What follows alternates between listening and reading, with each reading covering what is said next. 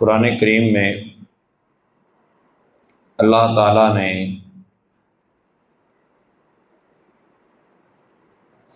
چار مقامات پر کچھ چیزوں کے حرام ہونے کا ذکر فرمایا۔ سورۃ البقرہ کی آیت نمبر 173 میں ارشاد فرمایا انما حرم علیکم المیتۃ والدم ولحم الخنزیر، اللہ نے تم پر مردار،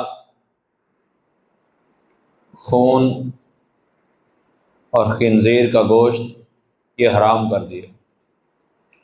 وما اہل بہ لغیر اللہ، اور جو چوتھی چیز حرام کی ہے جس پر ذبح کے وقت غیر اللہ کا نام پکارا جائے۔ پھر اس کے بعد سورۃ المائدہ کی آیت نمبر 3 میں اللہ تعالیٰ ارشاد فرماتا ہے حرمت علیکم المیتۃ والدم ولحم الخنزیر، اللہ تعالیٰ نے تمہارے لیے مردار، خون، خنزیر کا گوشت، وما اہل لغیر اللہ بہ، اور جس پر ذبح کرتے وقت غیر اللہ کا نام پکارا گیا ہو اس کا گوشت کھانا حرام کر دیا۔ پھر اللہ تعالیٰ نے سورہ انعام کی آیت نمبر 145 میں ارشاد فرمایا ان یکون میتۃ او دما مسفوحا او لحم خنزیر، یہ تینوں چیزیں حرام کر دیں، مردار، دم مسفوح اور خنزیر کا گوشت۔ فإنہ رجس او فسقا، اور پھر فرمایا اہل لغیر اللہ بہ، چوتھا جس پر ذبح کے وقت غیر اللہ کا نام پکارا گیا۔ اس کے بعد چوتھا مقام قرآن پاک میں سورۃ النحل کی آیت نمبر 115 میں اللہ ارشاد فرماتا انما حرم علیکم المیتۃ والدم ولحم الخنزیر وما اہل لغیر اللہ بہ، مردار، خون، خنزیر، اور چوتھا جس پر ذبح کرتے وقت غیر اللہ کا نام پکارا، یہ چار چیزیں اللہ نے سختی سے حرام فرما دی۔ یاد رکھیے پوری کائنات کے اندر اللہ تعالیٰ نے جو کچھ بھی بنایا ہے وہ ہمارے فائدے کے لیے بنایا، ہمارے لیے پیدا کیا۔ هو الذی خلق لکم ما فی الارض جمیعا، اللہ نے زمین و آسمان میں جو کچھ بھی بنایا ہے، زمین و آسمان کے درمیان میں، وہ سارا تمہارے فائدے کے لیے، تم اس سے فائدہ اٹھاؤ۔ گویا کائنات کی ہر چیز اللہ نے ہمارے لیے مباح کر دی، جائز کر دی۔ ابتدائی طور پہ قرآن پاک کی اس آیت کو مد نظر رکھنا ہے۔ اب کائنات کی جب ہر چیز اللہ نے ہمارے لیے حلال کر دی، مباح کر دی، تو آگے دو قسمیں ہیں اس کی۔ ایک قسم وہ ہے جس کو اللہ تعالیٰ نے حرام کہہ دیا، اور ایک وہ ہے جس کو باقاعدہ حلال کہہ دیا۔ باقاعدہ حلال بعض چیزوں کو اس وجہ سے کہا کہ لوگ ان کو معیوب سمجھتے تھے کھانا، تو ان کی وضاحت کر دی گئی محبوب پاک علیہ الصلوۃ والسلام کی زبان اقدس سے۔ اچھا، جو حرام چیزیں تھیں وہ بہت کم تھیں،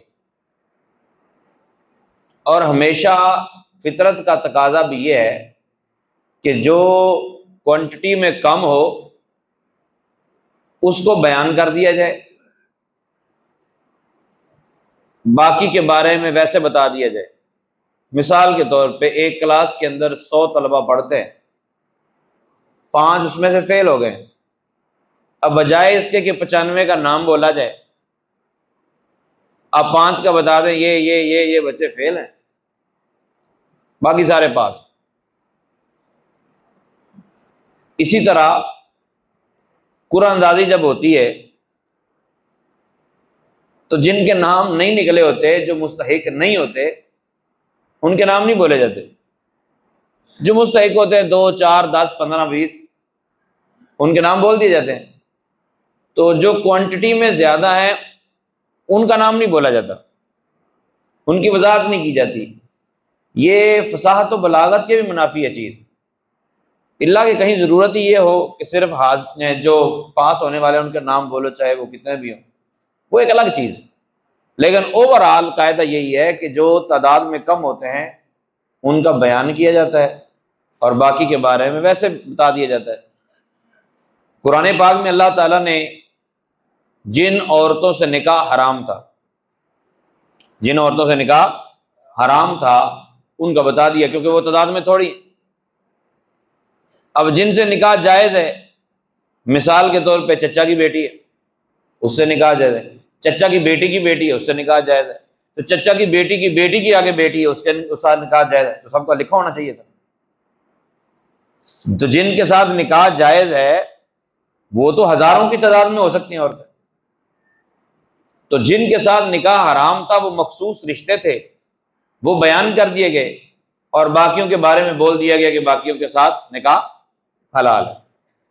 اسی طرح قرآن نے یہ فیصلہ فرما دیا کہ ہر چیز کائنات کی تمہارے لیے بنائی ہے، تمہارے استعمال کے لیے بنائی ہے، تمہارے نفع اٹھانے کے لیے بنائی ہے، تم اس سے فائدہ اٹھا سکتے ہو، یہ قرآن نے بیان کیا۔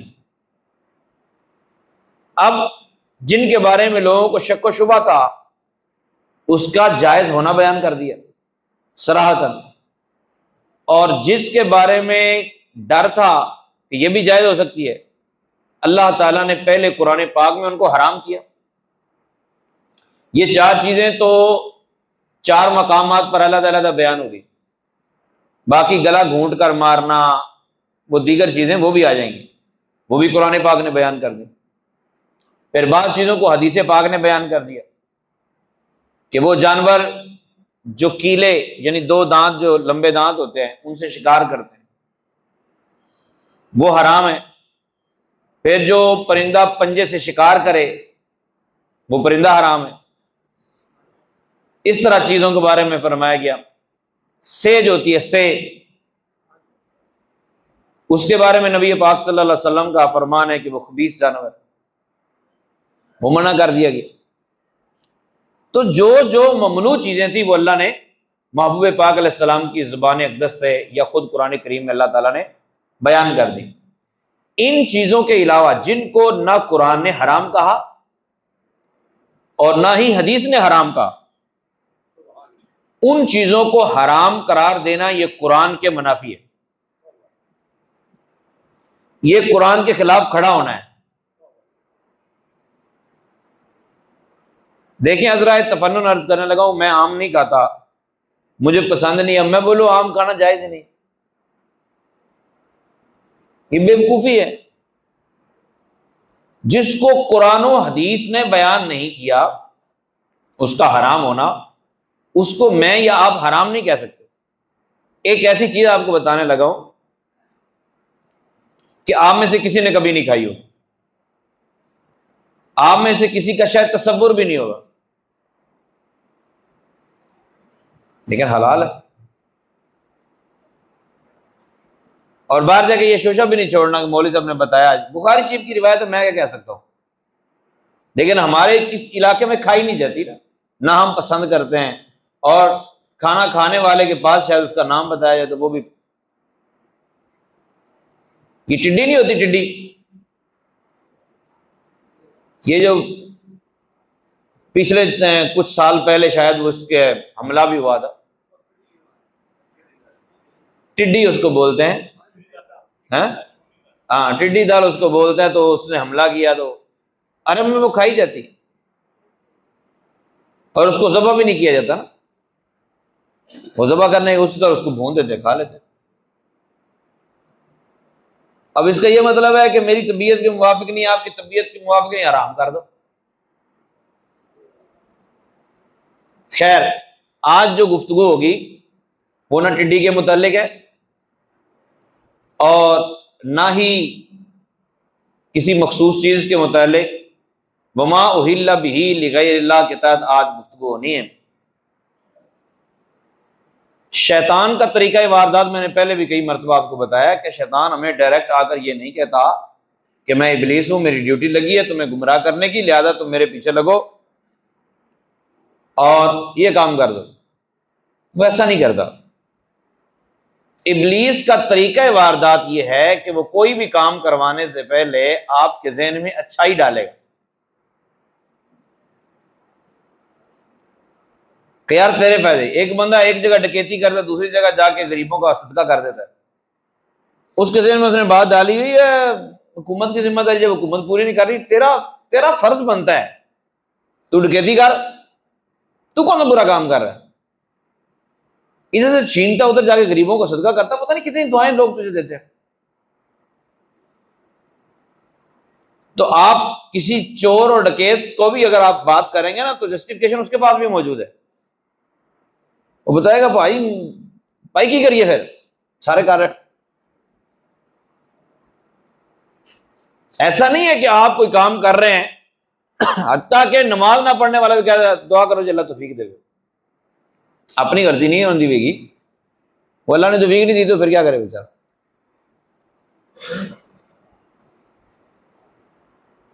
تو قرآن کریم میں 4 مقامات پر اللہ تعالی نے وما اہل بہ لغیر اللہ کے مفہوم کو بیان فرمایا۔ اب اس چیز کو صرف مسلک بچانے کے لیے 2 سوچ اور فکر پیدا ہو گئی۔ ایک فکر یہ ہے جو نبی پاک صلی اللہ علیہ وسلم کے زمانہ اقدس سے چلتی چلی آ رہی ہے، وہ یہ ہے کہ ذبح کرتے وقت چونکہ اللہ تعالیٰ نے جب قرآن اتارا تو اس وقت مشرکین مکہ جب بھی جانور کو ذبح کرتے تھے ایک تو وہاں لے جاتے جہاں بت ہوتا، بت کے سامنے لے جا کر اس بت کا نام لے کر ذبح کرتے۔ کبھی کسی مشرک نے بھی بسم اللہ اللہ اکبر کہہ کر جانور کو ذبح نہیں کیا، وہ لات و عزیٰ کا نام لیتے تھے، رب تعالیٰ نے ان کو منع کر دیا، اور مسلمانوں کے لیے ان کا ذبیحہ کھانا حرام قرار دے دیا، اور مسلمانوں کو یہ فرمایا کہ وہ بسم اللہ کا نام لے کر ذبح کریں۔ اب یہ سلسلہ چلتا چلا آ رہا تھا، آج 1400 سال جو ترتیب چلی آ رہی ہے اس کے مطابق میرا موقف یہ ہے، آپ کا بھی موقف یہ ہے، اور کروڑوں مسلمانوں کا موقف یہ ہے کہ ذبح کرتے وقت اگر بسم اللہ اللہ اکبر پڑھا جائے، اس کے علاوہ وہ جانور ابا جی کے نام کا ہو، وہ جانور چچا کے نام کا ہو، وہ جانور امی جان کی قربانی ہو، امی جان کا نام ہو، وہ محلے والوں کے 7 افراد کا نام ہو، قربانی کا جانور ہو، اور بعضوں کے نزدیک چونکہ 10 حصے بھی ہو سکتے ہیں تو 10 بندوں کا نام ہو، تو وہ جانور حرام ہے۔ اگرچہ رسول پاک صلی اللہ علیہ وسلم کی مستند روایت یہی ہے کہ 7 ہی حصے ہوتے ہیں، 10 حصے ابتدائی اسلام میں رسول پاک صلی اللہ علیہ وسلم نے اجازت دی، اس کے بعد یہ 7 حصے ہی رہ گئے، تو 7 بندوں کا نام آیا، جانور حرام ہے، کیونکہ ذبح کرتے وقت اگر بسم اللہ کا نام لے لیا تو وہ جانور حلال ہو گیا۔ دوسری سوچ اور فکر یہ ہے، چونکہ مولویوں نے بتا دیا، آباء و اجداد نے بتا دیا کہ یار اگر آپ لوگوں نے یہ بات مان لی ان کی تو دیکھو پھر ختم بھی ماننا پڑے گا، 7واں بھی ماننا پڑے گا، 40واں بھی ماننا پڑے گا، 11ویں بھی ماننی پڑے گی، 12ویں بھی ماننی پڑے گی، یہ سارے جتنے کام کرتے ہیں نا، میلاد کا لنگر بھی ماننا پڑے گا، معراج شریف کی محفل پہ لنگر بانٹتے ہو وہ بھی ماننا پڑے گا، یہ سارا کچھ ماننا پڑے گا۔ ایک آسان سا حل ہے، غیر اللہ کا نام حرام۔ پھر شیطان نے یہ ذہن میں بات ڈالی کہ قرآن کی آیت موجود ہے، تم کیوں چپ ہو، قرآن سے دلیل دو۔ ان بیچاروں نے پھر اس کو بیان کرنا شروع کر دیا، اور بیان کرتے کرتے بات یہاں تک پہنچ گئی ہے کہ ہمارے پڑھے لکھے احباب ان بیچاروں کو بھی معنی و مفہوم کا پتہ نہیں ہوتا، کہتے صاف صاف لکھے ہے جی۔ تو قرآن پاک کے یہ 4 مقامات جو میں نے آپ کو عرض کیے۔ سنن الکبریٰ بہقی جلد نمبر 9 صفحہ نمبر 249 پر یہ بات موجود ہے، وما اہل بہ لغیر اللہ یا وما اہل لغیر اللہ بہ۔ یہ آیہ کریمہ چونکہ مختلف الفاظ میں آیات مختلف جگہوں پہ موجود ہیں، حضرت عبداللہ ابن عباس رضی اللہ تعالیٰ عنہ فرماتے ہیں ما اہل للطواغیت کلھا، کہ وہ سارے کے سارے اپنے بتوں کا نام لے کر جانور کو ذبح کرتے ہیں۔ ٹھیک ہے، اس کے بعد شعب الایمان جلد نمبر 5 صفحہ نمبر 20 اور حدیث نمبر 5627 ہے۔ امام بہقی لکھتے ہیں وما اہل لغیر اللہ بہ ما ذبح لآلہتہم، یعنی وہ اپنے معبودوں کے نام لے کر جانور کو ذبح کرتے تھے، وہ جانور حرام ہے۔ ٹھیک ہے، اور پھر یہ سارے دلائل اس طرح یہ سلسلے چلتے گئے۔ اب میں جو آپ کو عرض کرنے لگا ہوں وہ یہ ہے کہ آپ جتنی تفاسیر کے حوالہ جات میں نے لگائے ہیں وہ آپ کے سامنے عرض کر دیتا ہوں، باقی آپ پہ سے کسی کے پاس جتنی تفاسیر ہیں آپ کسی اچھی لائبریری میں چلے جائیں، ٹھیک ہے، اس لائبریری میں جا کر تلاش کر لیں، یا میں نے آیات پڑھ دی ہیں ان 4 آیات کے تحت دنیا جہان کی جتنی تفاسیر ہیں وہ آپ مطالعہ کر لیں۔ تفسیر عبد الرزاق میں ہے، تفسیر طبری، جس طرح احادیث میں سب سے درجہ بڑا جو ہے وہ بخاری شریف کا، اس طرح تفاسیر میں سب سے بڑا درجہ تفسیر طبری کا ہے، تفسیر قرطبی میں ہے، تفسیر فتح القدیر میں ہے، ٹھیک ہے، تفسیر ابن کثیر میں ہے، تفسیر ابن ابی حاتم میں ہے، تفسیر کبیر میں امام رازی رحمۃ اللہ تعالی نے لکھا، اور ابن جوزی کی تفسیر میں، امام بغوی کی تفسیر میں، امام خازن کی تفسیر میں، امام بیضاوی کی تفسیر میں، تفسیر زمخشری کے اندر، امام نسوی کی تفسیر مدارک کے اندر، امام ساوی کی تفسیر ساوی کے اندر، امام سیوطی کی تفسیر در منصور کے اندر، تفسیر جلالین کے اندر، تفسیر روح المعانی کے اندر، قاضی ثناء اللہ پانی پتی کی تفسیر مظہری کے اندر، ٹھیک ہے، دیگر تفاسیر، میں کہہ رہا ہوں کم از کم 319 تفاسیر کے حوالہ جات میرے پاس موجود ہیں کہ وما اہل لغیر اللہ بہ، ٹھیک ہے، وما اہل لغیر اللہ بہ، یہ الفاظ ہیں، ٹھیک ہے، یا دیگر الفاظ، یہ 4 آیات ہیں، آپ جہاں بھی ان کا ترجمہ پڑھیں گے، جس انداز سے بھی اس کی تفسیر پڑھیں گے، جس کی بھی پڑھیں گے، سوائے یہ 200 سال آخری جو ہے نا، ان 200 سال کے علاوہ آپ جس کی بھی تفسیر پڑھیں گے، ہر تب مفسر نے یہی لکھا ہے کہ وہ جانور حرام ہے وما اہل بہ لغیر اللہ، جس کو ذبح کرتے وقت غیر اللہ کا نام لیا جائے، بسم اللہ اللہ اکبر کی جگہ بسم عبد القادر کہہ دیا جائے، بسم اللات کہہ دیا جائے، بسم العزیٰ کہہ دیا جائے، بسم محمد کہہ دیا جائے، غیر اللہ کا نام آ جائے، وہ جانور حرام ہو جائے۔ لیکن اگر ذبح کرتے وقت غیر اللہ کا نام نہیں آیا، ذبح کرتے وقت اللہ کا نام لیا، تو وہ جانور حرام۔ اچھا مجھے ایک بات بتائیں، ایک بندہ ہے مرغیاں کاٹتا ہے، مرغیاں بناتا ہے، تو حافظ میں شری ہے اور آپ گوشت بنوا رہے ہیں، اس کے پاس بیٹھ کے 5-6 من گوشت اس نے بنانا ہے، وہ ایک مرتبہ بسم اللہ پڑھتا ہے اور پھر کاٹتا رہتا۔ صحیح ہے جی؟ بولیں تو صحیح۔ یا قصاب وہ کہے یار سویرے میں پڑھ لیجیے بسم اللہ سے، انہیں ایک دن سے چلن دو نا بسم اللہ، بلکہ بسم اللہ پڑھ کے چھری دیتے پھونک مار دے۔ آپ نے کبھی کسی مولوی سے اس بارے میں جہاد سنا ہے کہ مولوی صاحب جہاد کر رہے ہوں کہ یہ بھی حرام ہو گیا جانور؟ کسی نے چھری کے اوپر بسم اللہ الرحمن الرحیم لکھوا لیا، یار جانور زیادہ ذبح کرنے پہنتے نے تو انی باری بسم اللہ کیسے پڑھا گے؟ تو اگر کوئی چھری کے اوپر بسم اللہ لکھوا لے ٹھیک ہے جی۔ کبھی کسی مولوی نے بتایا؟ آپ کی اطلاع کے لیے عرض ہے، بڑے بڑے ہوٹلز کے اندر جو ہے نا وہ اب یوں ہی چل رہا ہے سلسلہ، وہ مشین چلا دیتے ہیں، وہ مشین کاٹتی رہتی ہے۔ بعضوں نے تو اتنی زحمت کی ہوئی ہے، وہ زحمت کیا کی ہے کہ آڈیو چلا رکھی ہے، بسم اللہ اللہ اکبر، بسم اللہ اللہ اکبر، بس وہ جانور کٹے جا رہے ہیں اور مولوی کھادی جا رہے ہیں۔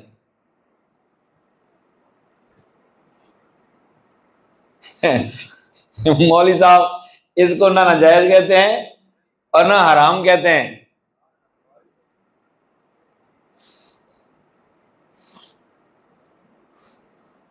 اللہ تعالیٰ محفوظ فرمائے. تو بہرحال ایسا ہو رہا ہے، جہاں ایسا ہوتا ہے وہاں کھانے سے بچنا چاہیے، درست نہیں ہے وہ. تو غیر اللہ کے نام پر ذبح کرنا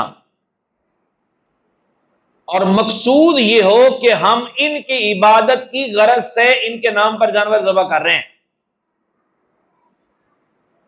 ان کی عبادت کے لیے ان کو معبود سمجھتے ہوئے، ان کو خدا سمجھتے ہوئے جانور ذبح کر رہے ہیں، تب جانور کیا ہو جائے گا؟ حرام ہو جائے گا. اس کے علاوہ جانور پر پوری دنیا کا نام آ جائے، جانور حرام. یہ میرا موقف ہے اور یہی 1400 سال سے چلتا چلا آ رہا ہے. اچھا، بات تو چلی تھی کہ ذبح کرنے کے وقت، حالانکہ ہمارے ہاں سیب کل خانی میں چنے بانٹے جاتے ہیں، چنے تو ذبح بھی نہیں کیے جاتے، پھر وہ کیوں حرام ہو گئے؟ تو دوسری جو سوچ ہے وہ یہ ہے، سوچ اور فکر یہ ہے کہ نہیں، جس پر غیر اللہ کا نام آ جائے وہ حرام ہو گئی. اچھا، جس پر غیر اللہ کا نام آ جائے وہ حرام ہو گئی. قرآن پاک میں کہیں نہیں لکھا کہ اس کا کھانا حرام ہے. مطلقاً اگر ہمارے بھائی کی بات کو مان لیا جائے تو اس کا مطلب تو یہ ہوا کہ جس پر غیر اللہ کا نام آئے وہ حرام ہو گئی. اگر پہننے والی چیز ہے تو پہننا حرام ہو گئی، کھانے والی چیز ہے تو کھانا حرام ہو گئی، استعمال کرنے والی چیز ہے تو استعمال کرنا حرام ہو گئی. تو بیوی کس کی ہے؟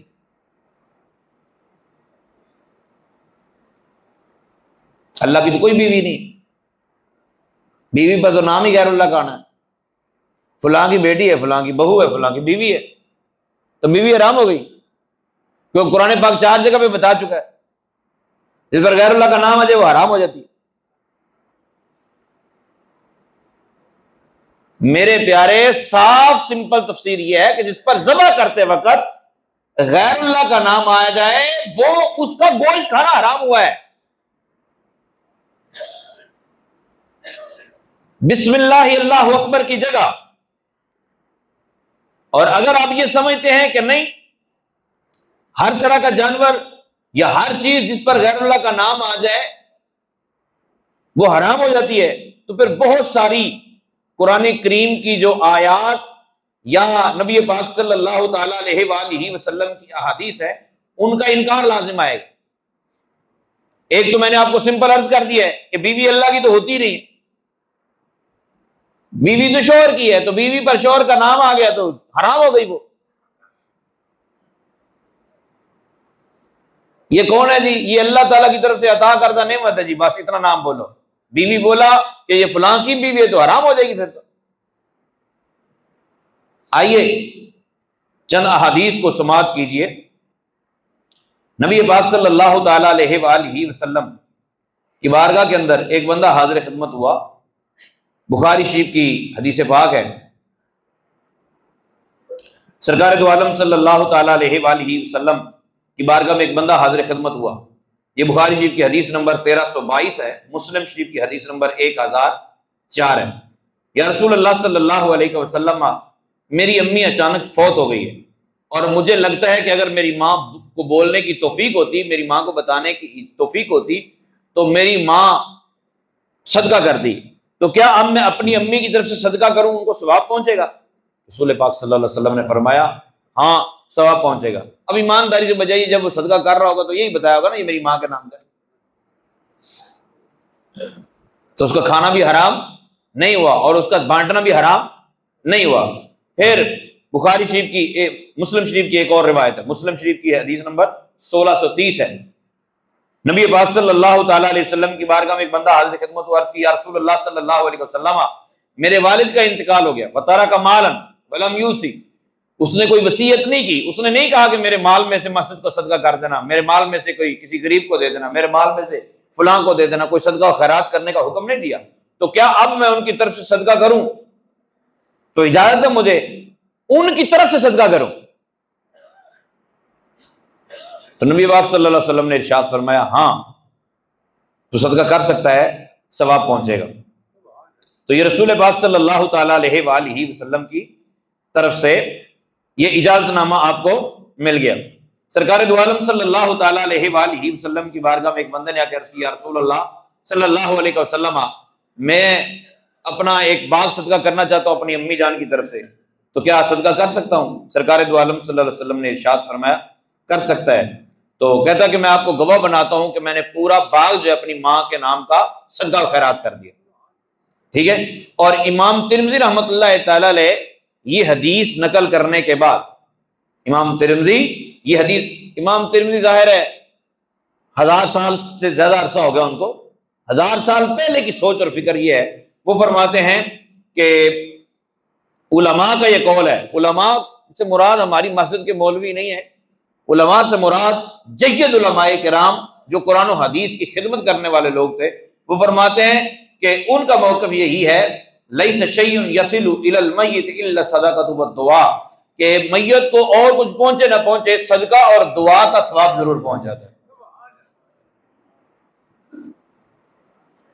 اب وہ دعا کھانا سامنے رکھ کر مانگ لیجئے تب بھی پہنچ جائے گی، وہ کھانا پیٹ پیچھے رکھ کے مانگ لیجئے تب بھی پہنچ جائے گی۔ صدقہ جو ہے وہ کسی قسم کا بھی ہو سکتا ہے، وہ سیب کا صدقہ ہو تب بھی ٹھیک ہے، وہ چنے کا صدقہ ہو تب بھی ٹھیک ہے، وہ حلیم کا صدقہ ہو تب بھی ٹھیک ہے، وہ گوشت کا صدقہ ہو تب بھی ٹھیک ہے، وہ کھیر کا صدقہ ہو تب بھی ٹھیک ہے۔ نبی پاک صلی اللہ تعالیٰ علیہ وسلم نے ارشاد فرمایا، بندہ جب مر جاتا ہے، یہ مسلم شریف کی روایت 1631 نمبر حدیث پاک ہے، سرکار دو عالم صلی اللہ علیہ وسلم نے ارشاد میں، جب انسان فوت ہو جاتا ہے تو اس کا عمل منقطع ہو جاتا ہے، لیکن 3 طرح کے عمل اس کے پھر بھی جاری اور ساری رہتے ہیں۔ یا رسول اللہ وہ کون تھے؟ سرکار نے فرمایا من صدقۃ جاریۃ، کوئی صدقہ جاریہ کر دیا، مسجد بنوا دی، مسجد کا کوئی حصہ بنوا دیا، مسجد میں لائٹنگ لگوا دی، مسجد میں اے سی لگوا دیا، اگرچہ یہ بدعت ہیں، سرکار کے دور میں نہیں تھے، ثواب سمجھ کر کسی نے اے سی لگوا دیا، ثواب ملتا رہنا، ثواب سمجھ کر کسی نے قالین بچھوائے ہیں، ثواب ملتا رہنا ہے، اگرچہ نہ صحابہ کے دور میں تھے، نہ تابعین کے دور میں تھے، نہ تبع تابعین کے دور میں تھے۔ کسی نے مسجد کو سپیکر لے کے دے دیا، اگرچہ سرکار کے دور میں نہیں تھا، صحابہ کے دور میں نہیں تھا، تابعین تبع تابعین کے دور میں نہیں تھا، اگرچہ یہ بدعت ہے لیکن یہ بری بدعت نہیں ہے۔ پھنسے رہو جو کہتے ہیں ساری بدعتیں بری ہوتی، چیئرز ہیں مسجد کے اندر، کوئی چیئرز لے کے رکھ دیتا ہے، صحابہ کے دور میں، تابعین کے دور میں، تبع تابعین کے دور میں کوئی بندہ چیئر پہ بیٹھ کے نماز نہیں پڑھتا تھا، تو کوئی ثواب کی نیت سے ثواب سمجھ کر چیئرز لا کے رکھتا ہے کہ کوئی بندہ معذور آئے گا بیٹھ کے نماز پڑھے گا تو ثواب ہے اس کو، اور جب تک چیئرز پڑی رہے گی بندہ مر بھی جائے گا تب بھی قبر میں ثواب پہنچتا رہنا۔ کوئی مولوی نہیں کہہ سکتا کہ یہ ثواب نہیں ملے، کوئی مولوی نہیں کہہ سکتا کہ مسجد میں جس نے لائٹیں لگائی ثواب نہیں ملے گا، ثواب ملتا ہے۔ یہ ڈھکوسلے ہیں کہ نہیں، دین سمجھ کے جو ثواب سمجھ کے جو کام کیا جائے وہ برا ہوتا ہے، نعوذ باللہ من ذالک۔ نبی پاک صلی اللہ علیہ وسلم نے ارشاد فرمایا، او علم ينتفع به، کسی کو کوئی بات سکھا دی دین کی اور اس نے دین پر عمل کرنا شروع کر دیا تو مرنے کے بعد وہ بھی قبر میں ثواب پہنچتا رہے گا، اللہ تعالیٰ اجر عظیم عطا فرمائے گا۔ او والد صالح یدعو لہ، یا نیک اولاد چھوڑ کے مرا ہے، وہ اس کے لیے دعا کرتی رہے، وہ بھی ثواب پہنچتا رہے گا۔ اب وہ دعا اگر 3 دن بیٹھ کے، جس کو تعزیت کے لیے بیٹھنا ہم کہتے ہیں پورے دن بیٹھ کے دعا کرتے رہتے ہیں تو وہ دعا کا ثواب بھی پہنچتا رہنا ہے، اب ایسے تو نہیں وہ نہیں پہنچے گا۔ نبی پاک صلی اللہ علیہ وسلم لکھ کے دیں کہ فلانے ٹائم سے لے کر فلانے ٹائم تک بیٹھیں گے تو ثواب ملے گا، بھائی نبی پاک صلی اللہ علیہ وسلم نے فرمایا اولاد دعا کرے گی ثواب پہنچنا ہے۔ اب کوئی بولے گا جی والد کا ذکر ہے، ہو سکتا ہے نا اولاد کا ذکر ہے باقیوں کا ذکر نہیں، تو بولے گا اولاد بیٹے کی دعا قابل قبول ہے، پوتے کا تو ذکر ہی نہیں ہے، پوتے کی دعا قابل قبول ہی نہیں ہے۔ والد کا ذکر ہے، بیٹی کا تو ذکر ہی نہیں ہے، بیٹی ابے کا دعا کرے تو کوئی ثواب نہیں، کوئی مولوی کہہ سکتا ہے؟ اور بھائی اولاد سے مراد جتنے اپنے پرورش پانے والے ان کے ماتحت ہیں وہ سب شامل ہیں، جو بھی دعا کرے گا قبول ہو جائے گی۔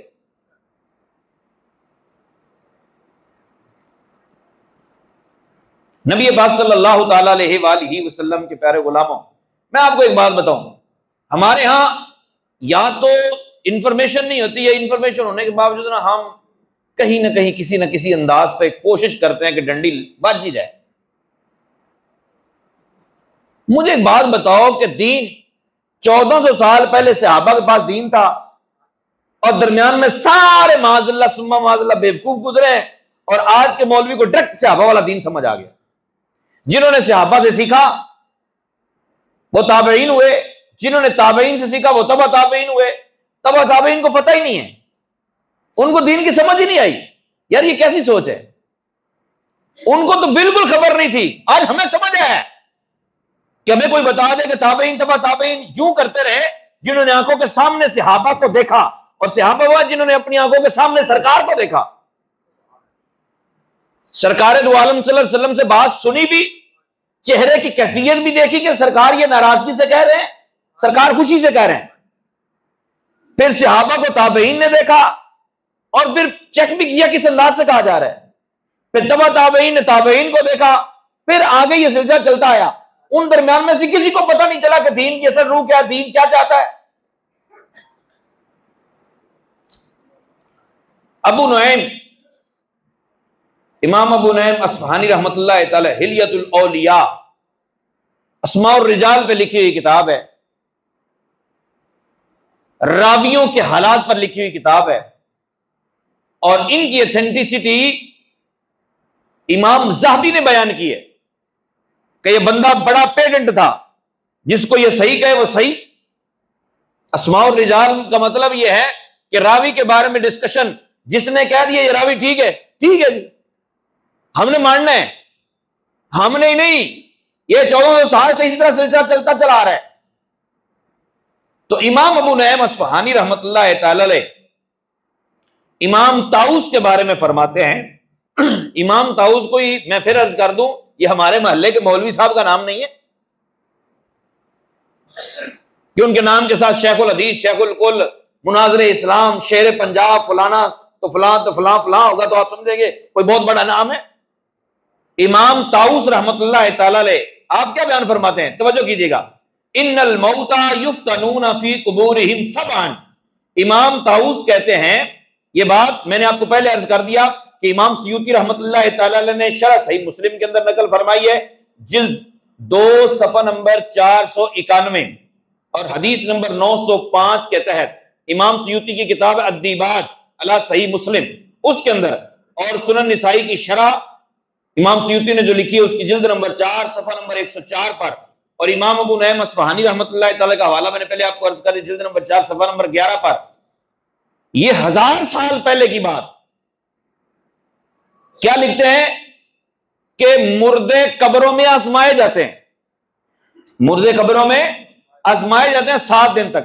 فَكَانُوا يَسْتَحِبُّونَ أَن يُطْعَمَ عَنْهُمْ تِلْكَ الْأَيَّامِ، کہتے ہیں کہ جو اس وقت کے لوگ تھے وہ اچھا سمجھتے تھے کہ ان کی طرف سے 7 دن تک کھانا کھلایا جائے۔ درمیان میں سے 1200 سال نکال دیجئے، ٹھیک ہے، 200 سال سے پیدا ہونے والا مولوی کہتا ہے کہ نہیں، جب اللہ کے نبی نے نہیں کیا تم کیوں کر رہے ہو؟ پھر آسان سی بات ہے، ہم نے کوئی ان کا کلمہ پڑھا ہے؟ بھائی وہ بتائیں کہ حدیث صحیح تو کہو صحیح، وہ بتائیں حدیث ضعیف تو کہو ضعیف، وہ کہیں حدیث کو نہیں ماننا تو اللہ کے نبی کی حدیث کو بھی چھوڑ کے پیچھے کھڑے نہیں نہیں ایسے نہیں مانتے اس حدیث نو، انہوں تو فلانے نے ضعیف کہتا ہے، انہوں تو فلانے نے انج کہتا ہے، انہوں فلانے نے انج کہتا ہے۔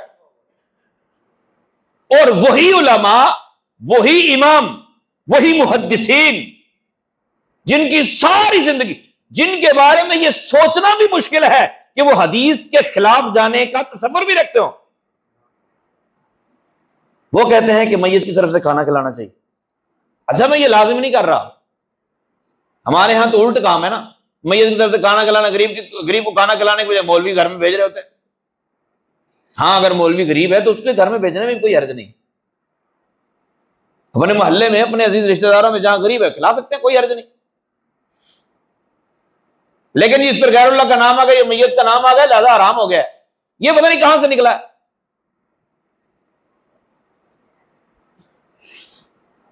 رسول پاک صلی اللہ تعالی علیہ وآلہ وسلم کے پیارے غلام حضرت ابو ہریرہ رضی اللہ تعالی عنہ،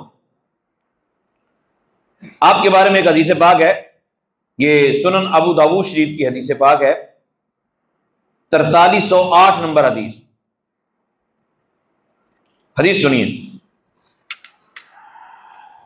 حضرت ابو ہریرہ رضی اللہ تعالیٰ عنہ، یہاں صراحتاً ان کا نام نہیں ہے، دیگر کتب کے اندر ان کا نام بھی موجود ہے۔ راوی کہتے ہیں کہ ہم حج کے لیے گئے تو ایک بندے نے اٹھ کے سوال کیا ہم سے، فقال لنا الی جنبکم قریۃ یقال لها الابلہ۔ بھائی بات سنو، لوگ کھڑے ہوئے تھے، ان سے فرمانے لگے کہ تم میں سے کوئی یہ جانتا ہے کہ ابلہ نامی بستی کہاں ہے؟ ابلہ نامی بستی کا جاننے والا ہے؟ کوئی وہاں کا رہنے والا ہے؟ فقلنا نعم، ہم نے کہا ہاں، وہ بستی ہمارے قریب ہے، یہ ہم وہاں کے رہنے والے، ہمیں پتہ ہے۔ تو آپ نے ارشاد فرمایا، یہ صحابی رسول ہے، من یضمن لی منکم ان یصلی لی فی مسجد الاشعار رکعتین او اربع، تم میں سے مجھے کوئی گارنٹی دیتا ہے، مجھے ضمانت دیتا ہے کہ وہ میری طرف سے وہاں جو مسجد اشعار ہے وہاں جا کے 2 رکعت یا 4 رکعت نفل پڑھ دے میری طرف سے۔ یہ صحابی رسول حضرت ابو ہریرہ رضی اللہ تعالیٰ، نماز کے اندر قرآن پڑھا جاتا ہے؟ تو ہم تو پتہ ہی کوئی نہیں نا پڑھی دے، نماز کو تو قرآن پڑھی دے۔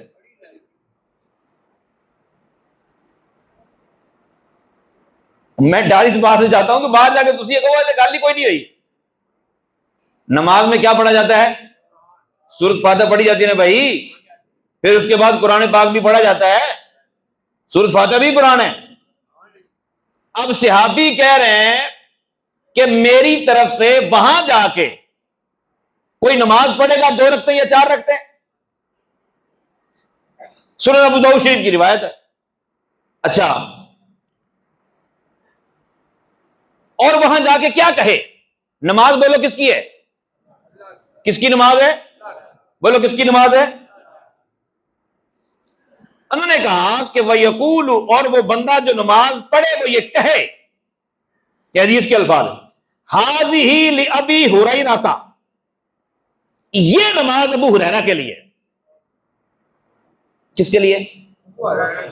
قُلْ إِنَّ صَلَاتِي وَنُسُكِي وَمَحْيَايَ وَمَمَاتِي لِلَّهِ رَبِّ الْعَالَمِينَ، محبوب کہہ دیجئے نمازیں ساری اللہ کی ہیں۔ ابو ہریرہ سمجھاؤ،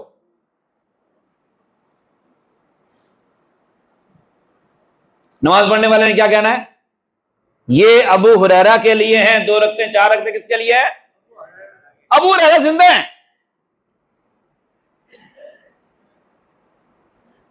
مدینے جا کے مکے جا کے پوچھ رہے ہوتے ہیں ابا جی کے نام کا، ابا جی ہیں، امی جی ہیں، فلاں ہیں، ان کے نام کا عمرہ ہو سکتا ہے؟ بھائی ہو سکتا ہے، آپ نے دین پر عمل کرنا ہے، جو دین نے بتایا اس کے مطابق عمل کریں، جو دین نے منع نہیں کیا اس کو چھوڑ بھی نہیں سکتے آپ کر لیں، کرنا چاہتے تو۔ قرآن منع کرے، حدیث صراحتاً منع کرے تو آپ کو حق پہنچتا کہ آپ کسی کو منع کر دیں۔ اگر قرآن و حدیث ڈائریکٹ کسی چیز کو منع نہیں کر رہا اور اس کا نقصان بھی نہیں ہے، بولے نا کہ گندم چ رکھنے گولیاں قرآن نے بھی منع نہیں کیتا، حدیث نے بھی منع نہیں کیتا، لیکن پتہ نا کھانا والا مر جائے گا تو نقصان کے لیے آپ منع کر سکتے ہیں اس کو، لیکن نقصان بھی کوئی نہیں، قرآن نے بھی منع نہیں کیا، حدیث نے بھی منع نہیں کیا، آپ کون ہوتے منع کرنے والے بھائی؟ تو نماز کی رکعتیں ایصال ثواب ہو رہی ہیں، قرآن اس میں پڑھا جا رہا ہے، تو وہ قرآن کس کے ایصال ثواب ہو رہا ہے؟ ابو ہریرہ کے۔ کس کے؟ سورۃ فاتحہ کس کے ایصال ثواب ہو رہی ہے؟ التحیات کس کے ایصال ثواب ہو رہی ہے؟ سجدے کس کے ایصال ثواب ہو رہا ہے؟ اور نماز پر نام کس کا آ رہا ہے؟ نیت تو تسی پہلے ہی منع کیتا ہے، نیت کوئی نہیں ہوتی، تے ابو ہریرہ نے کہا بھی نیت کرے بھاوے نہ کرے، ابی ہریرہ تے لازمی کہنا تسی۔ اب نماز ابو ہریرہ کی، شرک نہیں ہے، کٹ دیئے حدیث، اگر تسی کہو تے آپ کوشش کر لینے ہیں بھی اگلے چھاپے جو کٹ دو یار ساڈے مسلک دے خلاف، ذرا جاری تھوڑا جہا تینوں ذرا اگے پیچھے کرو ہے، چلو اور نہ فون چھوٹا کر دو کہ مولوی پڑھ نہ سکے۔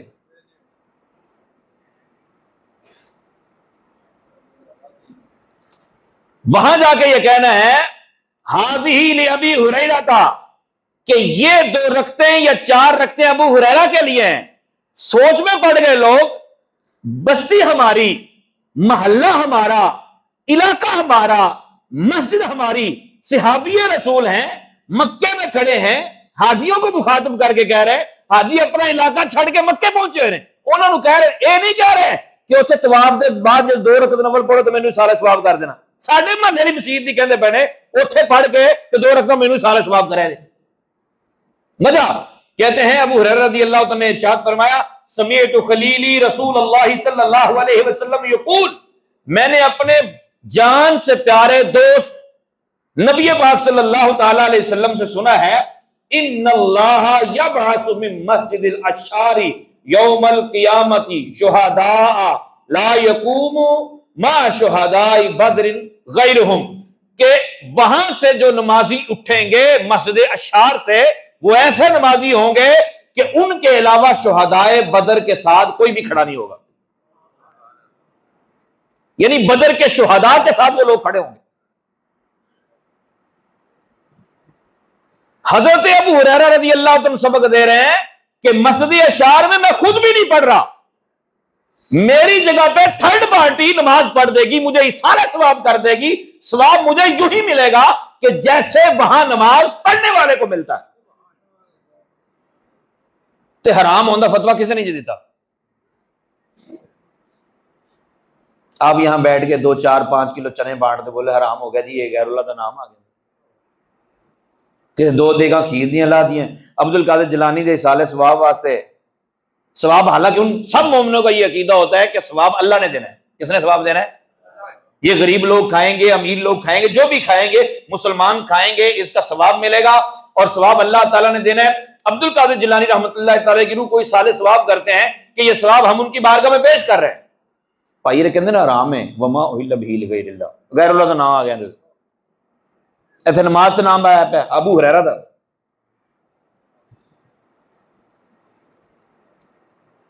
خیر، رسول پاک صلی اللہ تعالی علیہ وآلہ وسلم نے ارشاد فرمایا، اگلی حدیث پاک یہ بخاری شریف کی حدیث نمبر 1851 ہے.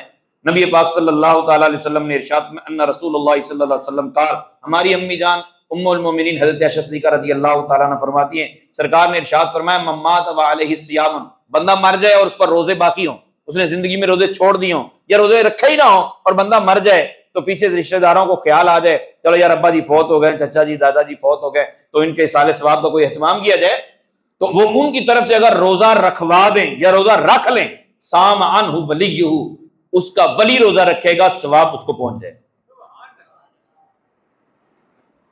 روزہ رکھن لگا کی آکھے گا بھلا؟ دادے دے نام رکھن لگا یہی کہے گا نا. تو روزے سے دادے دا نام آ گیا، سحری بھی حرام تے روزہ بھی حرام، کیونکہ مولوی صاحب دسیا ہے وما اہل بہ لغیر اللہ، جس پر غیر اللہ کا نام آ جائے وہ چیز حرام ہو جاتی.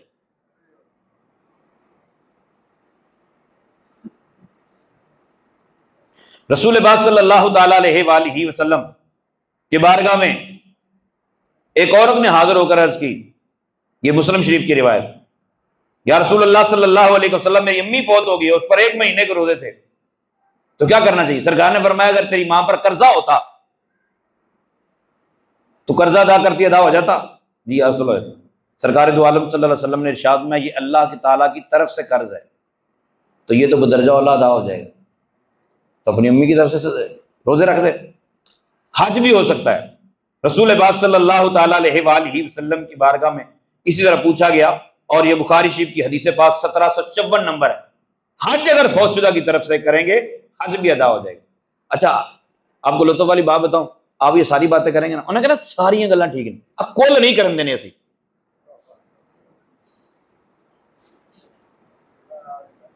اے نہیں تسی کر سکتے، 7واں نہیں کرتے، لکھا ہی نہیں کہتے. مجھے ایک بندے نے آگے کہا کہ یہ 7واں 40واں تو کہاں لکھا ہے؟ میں نے کہا یار 7واں 40واں عربی کا لفظ ہی نہیں ہے، یہ تو ہم نے اپنی زبان میں نام رکھا ہوا ہے، تو آپ اس کو عربی میں تو لے جانے دیں، پھر یہ اسے ثابت کروں گا نا. اب آپ 11ویں کو ثابت کرنا، 11ویں کہاں لکھا ہو قرآن میں؟ تو بھائی 11ویں عربی کا لفظ ہی نہیں ہے، اس کو پہلے عربی میں کنورٹ تو کرنا پڑے گا نا، کدے ہی کر لو۔ میں کہ عربی کنورٹ کی تھا ایصال ثواب، کہتا وہ تو ثابت ہے، تو میں پھر بڑا کہتا ہے، کہتا نہیں تسی 11ویں میں ہو۔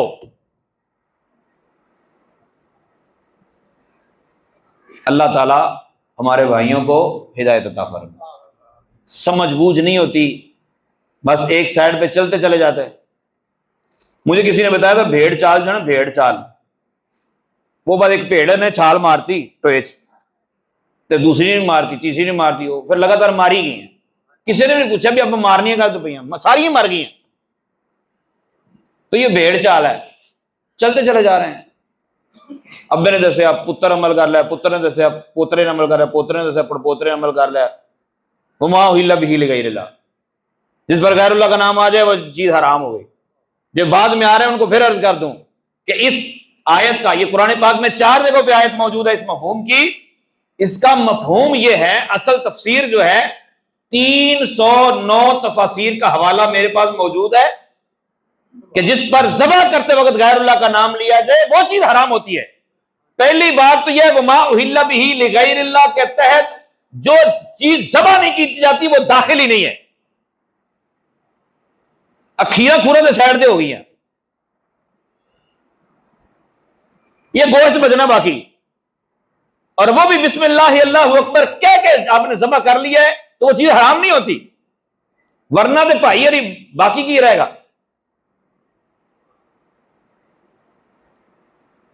آئیے حدیث پاک سنیے، ایمان تازہ کیجیے۔ شعب الایمان کی حدیث نمبر 7912، میرے آقا صلی اللہ تعالی علیہ وسلم نے ارشاد فرمایا، کسی کے والدین فوت ہو جائیں، بیچارے زندگی میں ترستے رہے، چاہت رکھتے رہے ہم حج کریں، نہیں کر پائے، من حج عن والدیہ بعد وفاتہما کتب لہ اتقم من النار۔ اللہ اکبر۔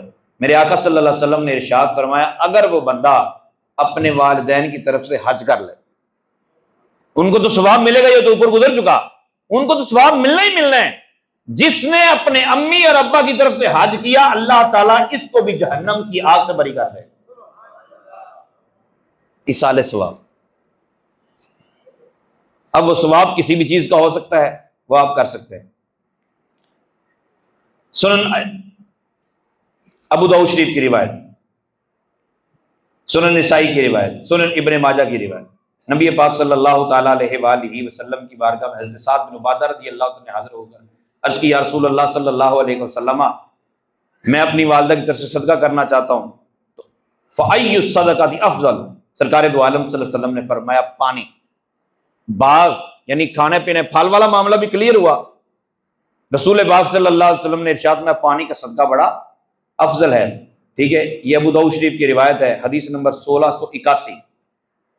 فحفر بئرا، انہوں نے کنواں کھدوا دیا، کنواں کھدوا کے کنویں کے اوپر کیا کہا جانے لگا، کنویں کے بارے میں لوگ کیا کہتے تھے، ہذہ لأم سعد، یہ کنواں سعد کی ماں کے لیے ہے۔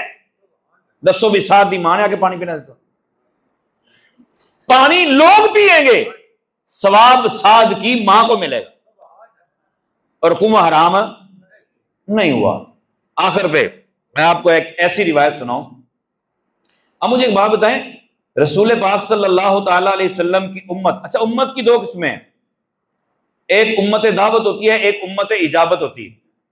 امت دعوت میں تو کافر بھی شامل، جن کو سرکار نے اسلام کی دعوت دینی ہے یا ہم نے دعوت دینی ہے، جو کافر ہیں وہ امت دعوت۔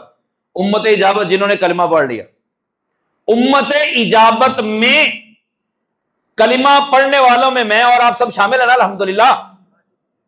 عبد القادر جیلانی بھی شامل ہے، ہمارے آباء و اجداد جن کے لیے ہم نے 7واں کیا، 40واں کیا، فلاں کیا، فلاں کیا، وہ بھی سارے شامل ہیں۔ میرے آقا صلی اللہ علیہ وسلم نے مینڈا منگوایا، مینڈا، مسلم شریف کی روایت، سرکار نے مینڈا منگوایا، مینڈا منگوا کے نبی پاک صلی اللہ علیہ وسلم نے عرض کی، مولا کریم اللہم تقبل من محمد، مولا کریم یہ محمد کی طرف سے قبول کر لے۔ پھر روایت میں ہے ومن امت محمد، میری امت کی طرف سے قبول کر لے۔ اب بتاؤ اس امت میں آپ ہیں یا نہیں؟ فرق صرف یہ ہے کہ وہ مینڈا میرے آقا صلی اللہ تعالی علیہ وسلم نے اللہ کی رضا کے لیے قربان کیا، بسم اللہ اللہ اکبر کہہ کے اس کو ذبح کیا گیا، اگرچہ اس پر بھی چھری چلی، اگرچہ قریش مکہ بھی چھری چلاتے تھے، وہ بھی لوگوں کو کھلاتے تھے، یہ بھی لوگوں نے کھایا۔ فرق یہ ہے کہ وہ بتوں کو خدا سمجھ کر ان کے نام کا ذبح کرتے تھے، اور بت اللہ کے دشمن، اور ہم بسم اللہ اللہ اکبر پڑھ کر ذبح کرتے ہیں، اور ایصال ثواب امید ہوتی ہے کہ اللہ ثواب عطا فرمائے گا۔ کون ثواب عطا فرمائے گا؟ ثواب اللہ عطا فرمائے گا۔ وہ ثواب پھر ہم اہل بیت کی بارگاہ میں، صحابہ کی بارگاہ میں، عبد القادر جیلانی کی بارگاہ میں، اپنے آباء و اجداد کی بارگاہ میں پیش کرتے ہیں۔